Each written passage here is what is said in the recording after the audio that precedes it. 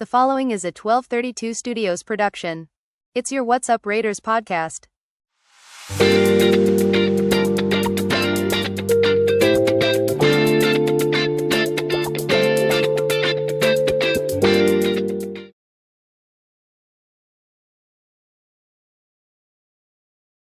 Hello, Raider Nation. This is Gail Dwayne, your host of the What's Up Raider podcast, and we have a special edition episode for you today, or whenever you get to it. But we're recording it at night, so it's night for us.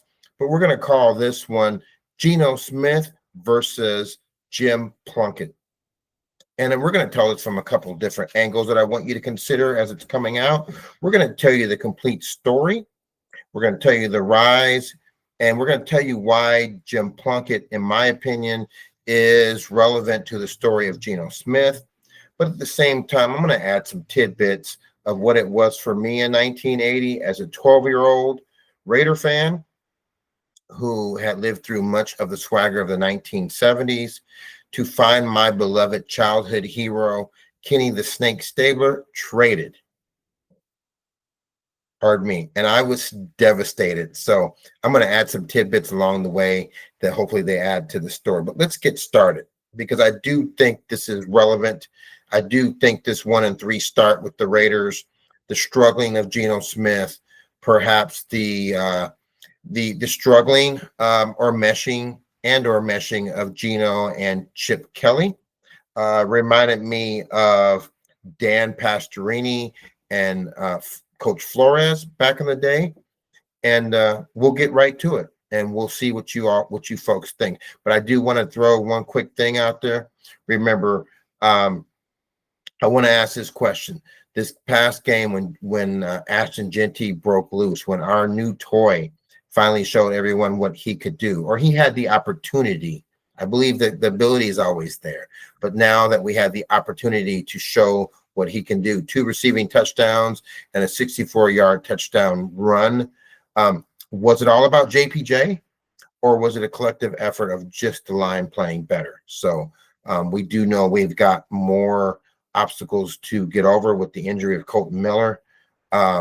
So let's get moving, and let's get to this Geno Smith versus Jim Plunkett, and let's go. We're gonna segue to that right now. So it's called the 1980 Raiders and Jim Plunkett's Rise. When the 1980 season began, Al Davis believed he had his next great Mad Bomber. Dan Pastorini had just been traded to the Raiders for none other than Kenny the Snake Stabler, a legend who had delivered Davis a Super Bowl and years of Raider swagger. Pastorini was supposed to be the new face of Raider football, strong arm, aggressive, exactly the kind of quarterback Davis loved. The Raiders were supposed to soar, but it never happened. So let me just stop right there. So imagine me, a 12-year-old boy, my hero is traded, not quite sure how to deal with those emotions, but always staying loyal to the silver and black, and given Dan Pastorini, the former Houston Oiler, an opportunity to be our next big arm quarterback. So let's continue. By week 5, the dream had already begun to unravel. Pastorini was struggling to fit into Tom Flores' system. The offense wasn't clicking. And then came the game against the Kansas City Chiefs. Pastorini dropped back, and Chiefs defensive end Mike Bell came crashing down. And in an instant, Pastorini's leg was broken, his ankle ligaments torn, and his season was over. The trade that was meant to bring a new Mad Bomber had instead left the Raiders broken and trailing in the division.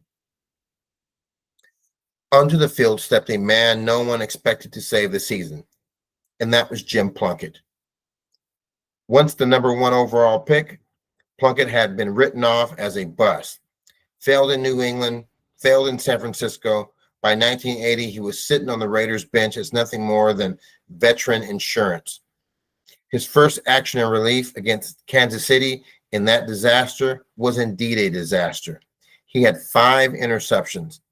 The Raiders fell to 2 and 3, and it looked like the season was already gone. So I want you to think about what just transpired there. We had Jim Plunkett get off the bench, throw 5 interceptions, and here the Raiders were at 2-3, which is just simply one game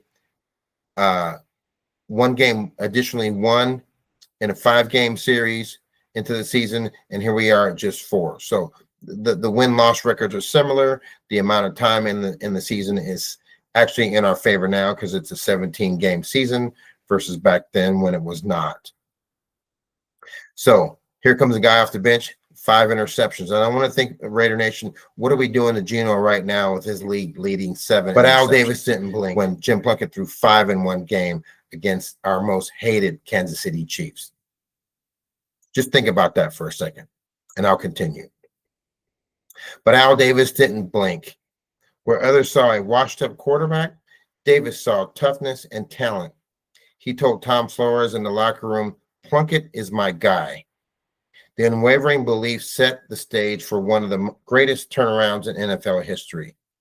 The very next week against the San Diego Chargers, Plunkett made his first true start. The same Chargers who had beaten the Raiders earlier and were leading the division. Everyone expected another collapse after that 5-interception disaster. Instead, Plunkett delivered. He was sharp, confident, and mistake-free. The Raiders hung 38 points on the Chargers and won 38-24. In one game, Plunkett not only saved the season, he won back the respect of the locker room. From there, the Raiders caught fire, but there were still lessons to be learned. Week 9 against the Eagles was one of them. Philadelphia smothered the Raiders, holding them to just 7 points in a 10-7 loss. It was frustrating and it exposed weaknesses, but it also planted a seed. If these two teams met again, the Raiders knew what they would have to be: tougher, smarter, and sharper. The loss lingered in their memory. Then came the playoffs. First up, Cleveland in the freezing cold. The Raiders clung to a 2-point lead late in the game, but the Browns were marching into field goal range. Everyone thought it was over, but instead of settling for the kick, the Browns called a pass play. They called red right 88 while in field goal range. Brian Sipe threw into the end zone, and Mike Davis intercepted it. Ball game over. The Raiders escaped with a 14-12 win, one of the most dramatic finishes in playoff history. And I'm gonna just jump in just real quick. For those of you that want a real just a deep dive into this, just go to YouTube, pull this game up, Red Right 88, Cleveland versus Oakland, and Cleveland should have just kicked the field goal. It was going to be a chip shot, but they thought they'd throw it wasn't going to be a 53-yarder or nothing like that in the ice. It was going to be a chip shot, and they should have did it, but they gambled and they paid for it.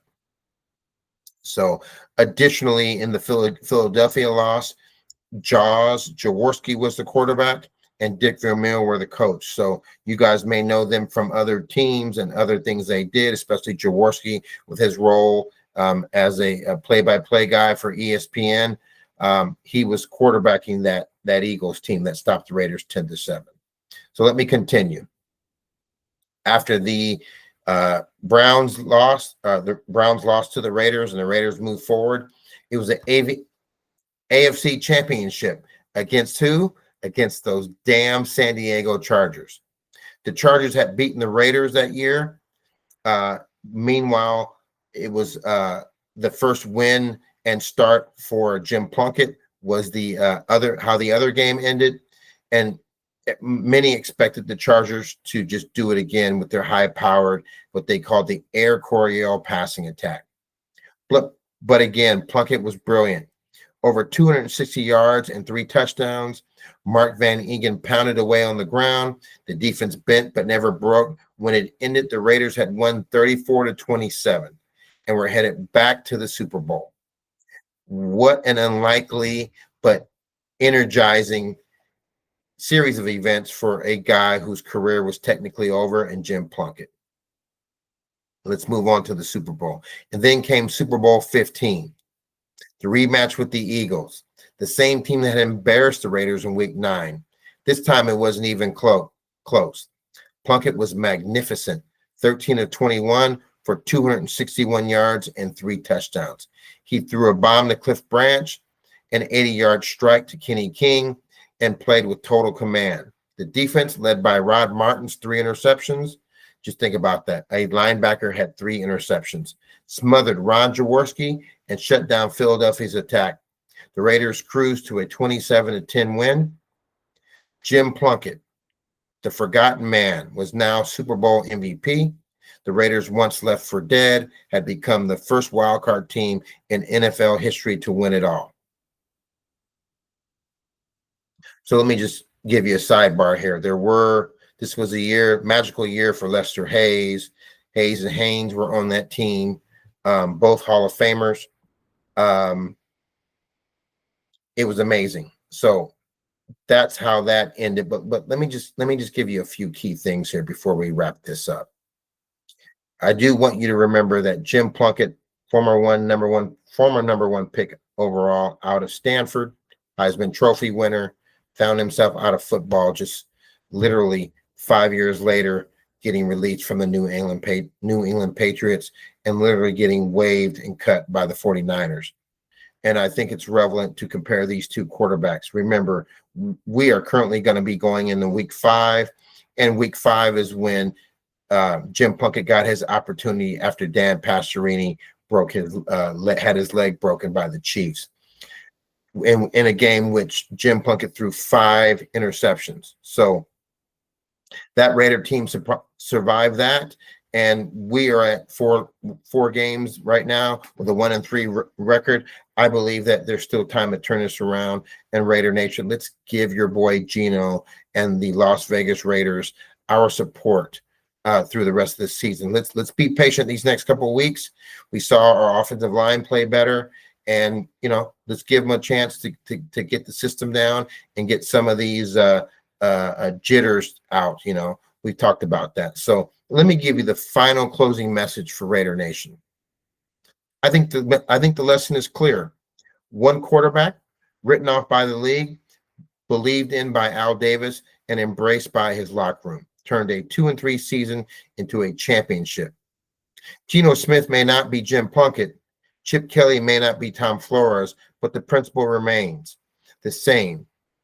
Belief, unity, and resilience can change everything. With only 4 games gone, the season isn't over. With leaders like Max Crosby, rising stars like Ashton Genty, and a coaching staff capable of building momentum, this team still has time. Raider Nation has seen it before. When you believe in the man under the center, even the unlikeliest heroes can deliver glory. And we're not saying that this team is Super Bowl worthy, but what I am saying is, can we squeeze in? Can we either get a wild card berth or at least be in the hunt? And I think if we're in the hunt for a wild card by the end of the season, that's a win for this Raiders team. So that's how I feel. That's my take. I hope you enjoyed the history lesson. And remember Red Wright 88. Remember Lester Hayes and Mike Haynes and Rod Martin with his 3 interceptions and what Raiders can do. And that's why we're all Raider fans today. So many of us are Raider fans today. And like I said, I was 12 then, and that was quite some time ago. So I want to thank you all for listening to this special report.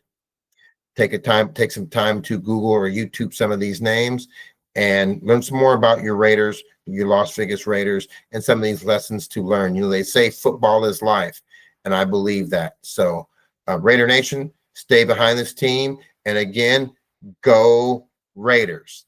Raider Nation, be sure to give us a like and subscribe, as this helps us to create more Las Vegas Raiders content. Follow us on all of our socials, including Instagram, X, TikTok, Reddit, Facebook, and YouTube. You can even call and leave a message or text us at 971-319-2976.